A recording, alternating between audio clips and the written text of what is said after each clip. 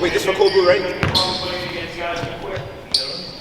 Holbrook basketball has been through lots of ups and downs throughout the last few years. During the COVID season, they had one of their worst seasons of the past decade, only winning one game.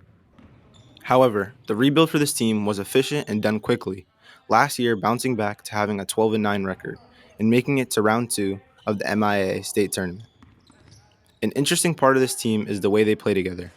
Being on the same team for most of their high school careers makes the chemistry and drive different from any other team. I think the chemistry with our team is good. We played in the off season in the summertime, and I think it's going to carry over to the season. The chemistry between my teammates is great.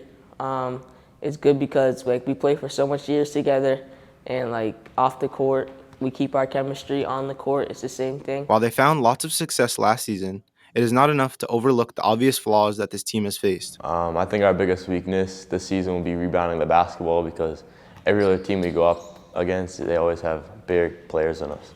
I believe our biggest weakness is rebounding since we're so small and everybody else has to put in that extra effort to rebound. As the season starts later today against our rival team, Calvary Chapel Academy, the players have high hopes not only for today, but for their season and future for the team. I think the team looks great going into the season with the help of our coaches, Mr. Bolger and Mr. Gifford. They allow us and push us to make us a better team. I think we'll be pretty strong this season from both of our coaches, Mr. Gifford and Mr. Bulger, helping us out and pushing us through each practice and having new guys coming into the starting lineup and definitely helping out the squad. But I think we'll miss Davion the most because he was a big part. He's like the core of our team, but I think we'll still be playing hard for him. This has been Malachi Desire reporting for Code Blue News.